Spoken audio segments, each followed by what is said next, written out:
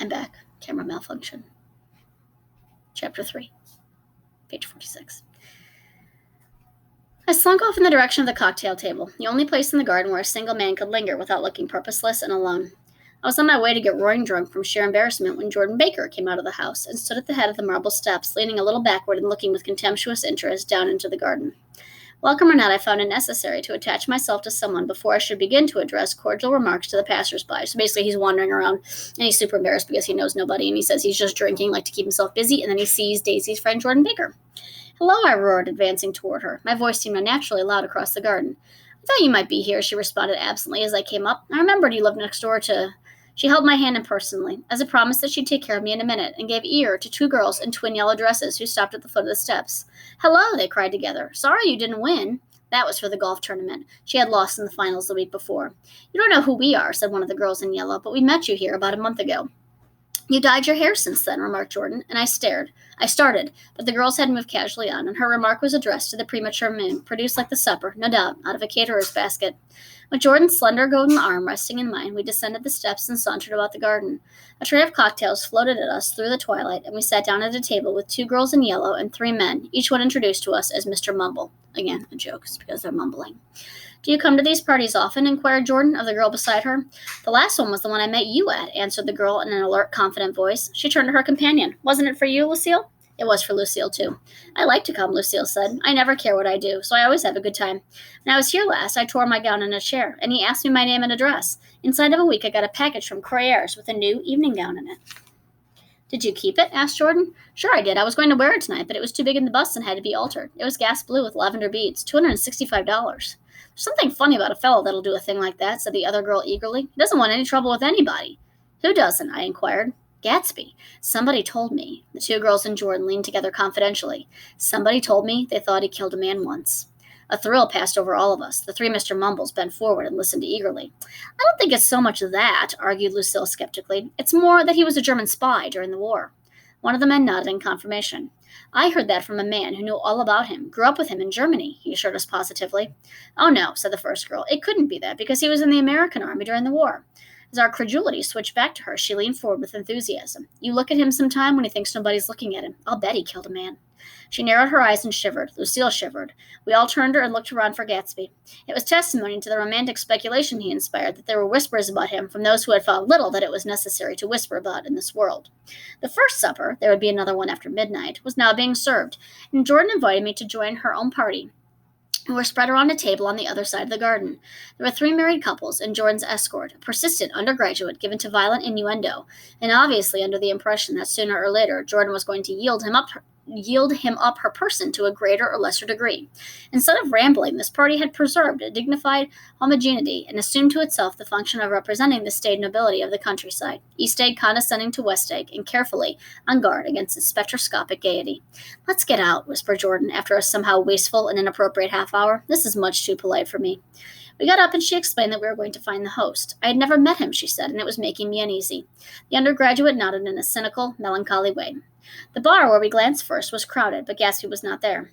She couldn't find him from the top of the steps, and he wasn't on the veranda. On a chance, we tried an important-looking door and walked into a high Gothic library, paneled with carved English oak and probably transported complete from some ruin overseas. A stout, middle-aged man with enormous owl-eyed spectacles was sitting, somewhat drunk, on the edge of a great table, staring with unsteady concentration at the shelves of books. As we entered, he wheeled excitedly around and examined Jordan from head to foot. "What do you think?" he demanded impetuously. "About what?" He waved his hand toward the bookshelves. "About that. As a matter of fact, you needn't bother to ascertain. I ascertained. They're real." "The books?" He nodded. "Absolutely real. Have pages and everything. I thought they'd be a nice durable cardboard. Matter of fact, they're absolutely real. Pages and... Here, let me show you." Taking our skepticism for granted, he rushed to the bookcases and returned with Volume 1 of the Stoddard Lectures. "See," he cried triumphantly, "it's a bona fide piece of printed matter. It fooled me. This fellow's a regular Belasco. It's a triumph. What thoroughness. What realism. Knew when to stop, too. Didn't cut the pages. But what do you want? What do you expect?" And he's saying this because back in the day, it was considered like a sign of wealth to be able to have a library that was packed with books. And so people would actually, when they couldn't afford real books, they would buy like cardboard books to give the impression that they had a library stocked with books. So like you'd take a book out and you'd open it and it would actually be like hollow inside and just had cardboard. So he's saying, Gatsby really has money because all of the books in this huge library he has are real. He snatched the book from me and replaced it hastily on its shelf, muttering that if one brick was removed, the whole library was liable to collapse. Who brought you? He demanded. Or did you just come? I was brought. Most people were brought. Jordan looked at him alertly, cheerfully, without answering. I was brought by a woman named Roosevelt, he continued. Mrs. Claude Roosevelt. Do you know her? I met her somewhere last night. I've been drunk for about a week now, and I thought it might sober me up to sit in the library. Has it? A little bit, I think. I can't tell yet. I've only been here an hour. Did I tell you about the books? They're real. You told us. We shook hands with him gravely and went back outside. There was dancing now on the canvas in the garden, old men pushing young girls backward in eternal graceless circles, superior couples holding each other tortuously, fashionably and keeping in the corners, and a great number of single girls dancing individualistically or relieving the orchestra for a moment of the burden of the banjo or the traps. By midnight, the hilarity had increased. A celebrated tenor had sung in Italian, and a notorious contralto had sung in jazz, and between the numbers, people were doing stunts all over the garden while happy, vacuous bursts of laughter rose toward the summer sky. A pair of stage twins, who turned out to be the girls in yellow, did a baby act, and costume and champagne was served in glasses bigger than finger bowls. The moon had risen higher, and floating in the sun was a triangle of silver scales, trembling a little to the stiff, tinny drip of the banjos on the lawn. I was still with Jordan Baker. We were sitting at a table with a man of about my age and a rowdy little girl who gave way upon the slightest provocation to uncontrollable laughter. I was enjoying myself now. I had taken 2 finger bowls of champagne, and the scene had changed before my eyes into something significant, elemental, and profound. At a lull in the entertainment, the man looked at me and smiled. Your face is familiar, he said politely. Weren't you in the 3rd Division during the war? Why, yes, I was in the 9th Machine Gun Battalion. I was in the 7th Infantry until June 1918. I knew I'd seen you somewhere before. We talked for a moment about some wet gray little villages in France. Evidently he lived in this vicinity, for he told me he had just bought a hydroplane and was going to try it out in the morning. So this guy and Nick fought in the war, and even though they don't know each other, he says he actually recognizes Nick's face. Want to go with me, old sport? Just near the shore, along the Sound. What time? Any time that suits you best. It was on the tip of my tongue to ask his name when Jordan looked around and smiled. Having a gay time now, she inquired. Much better. I turned again to my new acquaintance. This is an unusual party for me. I haven't even seen the host. I live over there. I waved my hand at the invisible hedge in the distance, and this man Gatsby sent over a chauffeur with an invitation. For a moment he looked at me as if he failed to understand. I'm Gatsby, he said suddenly. What? I exclaimed. Oh, I beg your pardon. I thought you knew, old sport. I'm afraid I'm not a very good host. He smiled understandingly, much more than understandingly. It was one of those rare smiles with the quality of eternal reassurance in it that you may come across 4 or 5 times in life. It faced, or seemed to face, the whole external world for an instant, and then concentrated on you with an irresistible prejudice in your favor. It understood you just so far as you wanted to be understood, believed in you as you would like to believe in yourself, and assured you that it had precisely the impression of you that, at your best, you hoped to convey. Precisely at that point, it vanished, and I was looking at an elegant young roughneck, a year or 2 over 30, whose elaborate formality of speech just missed being absurd. Some time before he introduced himself, I got the strong impression that he was picking his words with care. So Nick is surprised that he's like a young guy, right? About Nick's age. Like he thought he'd be like this old guy. Almost at the moment when Mr. Gatsby identified himself, a butler hurried toward him with the information that Chicago was calling him on the wire. He excused himself with a small bow that included each of us in turn. If you want anything, just ask for it, old sport, he urged me. Excuse me. I will rejoin you later. When he was gone, I turned immediately to Jordan, constrained to assure her of my surprise. I had expected that Mr. Gatsby would be a florid and corpulent person in his middle years. Who is he? I demanded. Do you know? He's just a man named Gatsby. Where is he from, I mean? And what does he do? Now you're started on the subject, she answered with a wan smile. Well, he told me once he was an Oxford man, meaning that he went to Oxford, which is a very prestigious college in England. A dim background started to take shape behind him, but at her next remark it faded away. However, I don't believe it. Why not? I don't know, she insisted. I just don't think he went there. Something in her tone reminded me of the other girls. I think he killed a man, and had the effect of stimulating my curiosity. I would have accepted without question the information that Gatsby sprang from the swamps of Louisiana or from the lower east side of New York. That was comprehensible, but young men didn't, at least in my provincial inexperience, I believe they didn't, drift coolly out of nowhere and buy a palace on Long Island Sound. Anyhow, he gives large parties, said Jordan, changing the subject with an urban distaste for the concrete. And I like large parties. They're so intimate. At small parties, there isn't any privacy. Jordan, interesting lady. There was the boom of a bass drum, and the voice of the orchestra leader rang out suddenly above the echolalia of the garden. "Ladies and gentlemen," he cried, "at the request of Mr. Gatsby, we are going to play for you Mr. Vladimir Tostov's latest work, which attracted so much attention at Carnegie Hall last May. If you read the papers, you know there was a big sensation." He smiled with jovial condescension and added, "Some sensation," whereupon everybody laughed. "This piece is known," he concluded lustily, "as Vladimir Tostov's Jazz History of the World." The nature of Mr. Tostov's composition eluded me, because just as it began my eyes fell on Gatsby, standing alone on the marble steps and looking from one group to another with approving eyes. His tan skin was drawn attractively tight on his face, and his short hair looked as though it were trimmed every day. I could see nothing sinister about him. I wondered if the fact that he was not drinking helped to set him off from his guests, for it seemed to me that he grew more correct as the fraternal hilarity increased. So, like the drunker people get, thanks, buddy, the drunker people get, the more sober Gatsby appears to be. When the Jazz History of the World was over, girls were putting their heads on men's shoulders in a puppyish, convivial way. The girls were spinning backwards playfully into men's arms, even into groups knowing that someone would arrest their falls, but no one swooned backward on Gatsby, and no French bob touched Gatsby's shoulder, and no singing quartets were formed with Gatsby's head for one link. And he's pointing out here that Gatsby, despite being the host of the party, seems like very set apart from everybody. It's like he's watching or like waiting for something, and Nick feels like he's not taking part in the party. "I beg your pardon." Gatsby's butler was suddenly standing beside us. "Miss Baker," he inquired, "I beg your pardon, but Mr. Gatsby would like to speak to you alone." "With me?" she exclaimed in surprise, because remember, she doesn't know this guy. She was one of the people participating in the rumor. She knows nothing about him. "Yes, madam." She got up slowly, raising her eyebrows at me in astonishment, and followed the butler toward the house. I noticed that she wore her evening dress, all her dresses, like sports clothes. There was a jauntiness about her movements, as if she had first learned to walk upon golf courses on clean, crisp mornings. I was alone, and it was almost 2. For some time, confusing and intriguing sounds had issued from a long, many-windowed room which overhung the terrace. Eluding Jordan's undergraduate, who was now engaged in an obstetrical conversation with 2 chorus girls, and who implored me to join him, I went inside. The large room was full of people. One of the girls in yellow was playing the piano, and beside her stood a tall, red-haired young lady from the famous chorus engaged in song. She had drunk a quantity of champagne, and during the course of her song she had decided ineptly that everything was very, very sad. She was not only singing, she was weeping too. Whenever there was a pause in the song, she filled it with gasping, broken sobs, and then took up the lyric again in a quavering soprano. The tears coursed down her cheeks, not freely, however, for when they came in contact with her heavily beaded eyelashes, they assumed an inky color and pursued the rest of their way in slow black rivulets. A humorous suggestion was made that she sing the notes on her face, whereupon she threw up her hands, sank into a chair, and went off into a deep, vinous sleep. "She's had a fight with a man who says he's her husband," explained a girl at my elbow. I looked around. Most of the remaining women were now having fights with men said to be their husbands. Even Jordan's party, the Quartet Femiste, were rent asunder by dissension. One of the men was talking with curious intensity to a young actress, and his wife, after attempting to laugh at the situation in a dignified and indifferent way, broke down entirely and resorted to flank attacks. At intervals, she appeared suddenly at his side like an angry diamond and hissed, "You promised," into his ear. The reluctance to go home was not confined to wayward men. The hall was at present occupied by 2 deplorably sober men and their highly indignant wives. The wives were sympathizing with each other in slightly raised voices. "Whenever he sees them having a good time, he wants to go home. Never heard anything so selfish in my life. We're always the first ones to leave." "So are we." "Well, we're almost the last tonight," said one of the men sheepishly. "The orchestra left half an hour ago."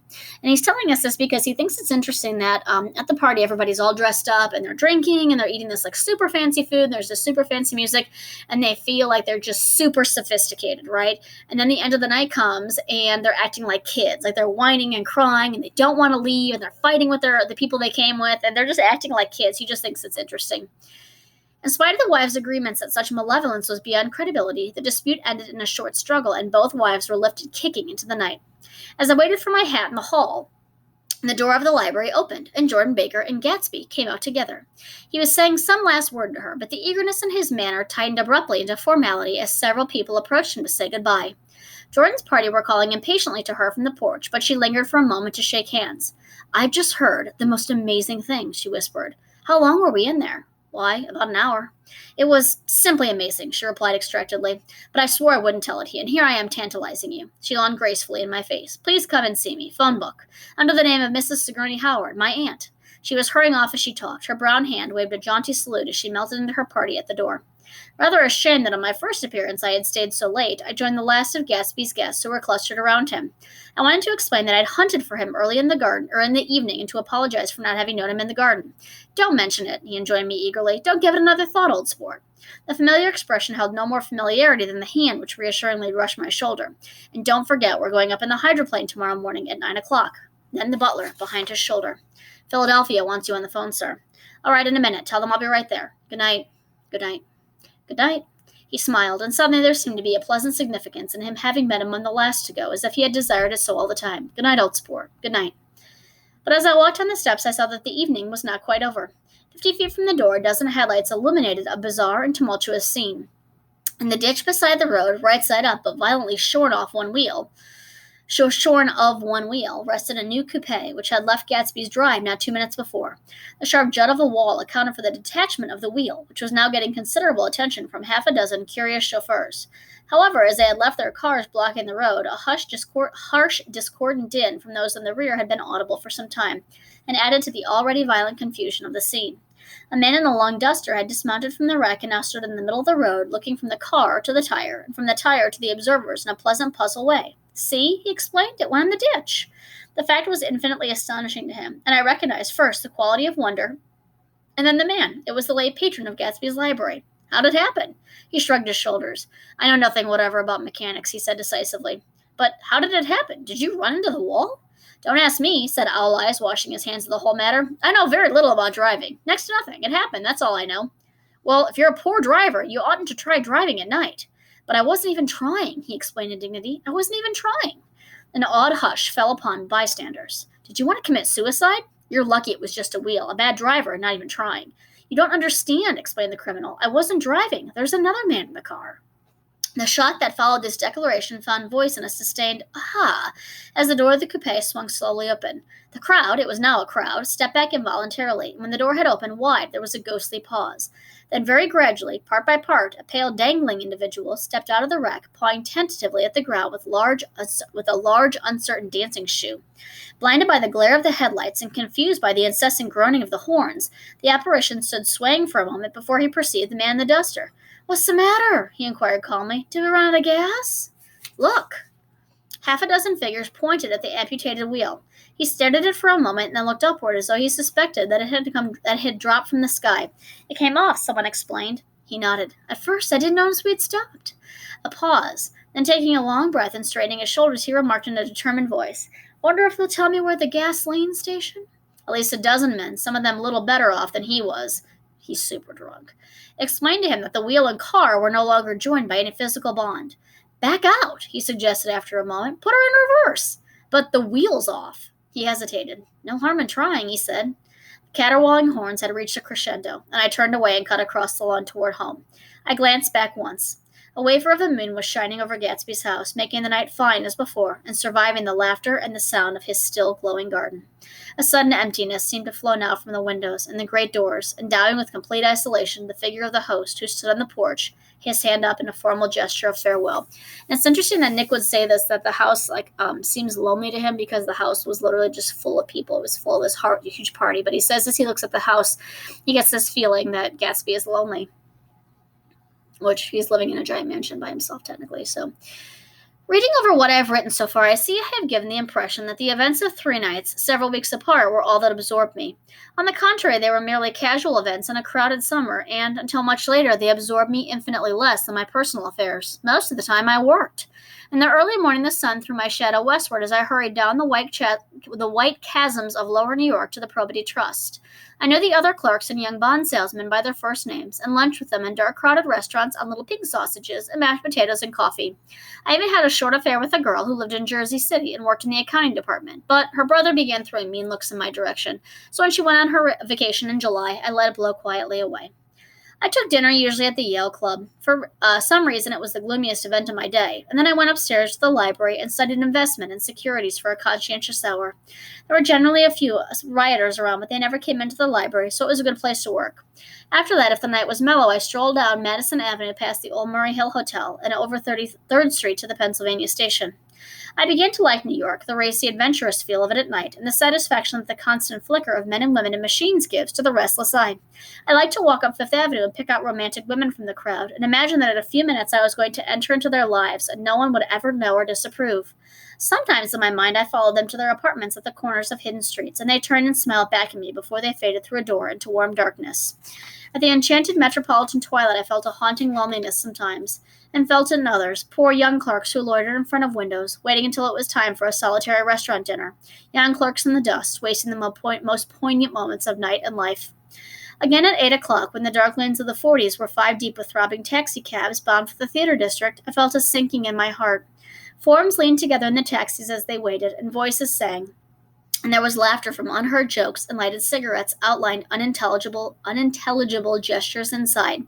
Imagining that I, too, was hurrying toward gaiety and sharing their intimate excitement, I wished them well. For a while I lost sight of Jordan Baker, and then in midsummer I found her again. At first I was flattered to go places with her because she was a golf champion and everyone knew her name. Then it was something more. I wasn't actually in love, but I felt a sort of tender curiosity. The bored, haughty face that she turned to the world concealed something. Most affectations conceal something eventually, even though they don't in the beginning. And one day I found what it was. When we were on a house party together up in Warwick, she left a borrowed car out in the rain with the top down and then lied about it. And suddenly I remembered the story about her that had eluded me that night at Daisy's.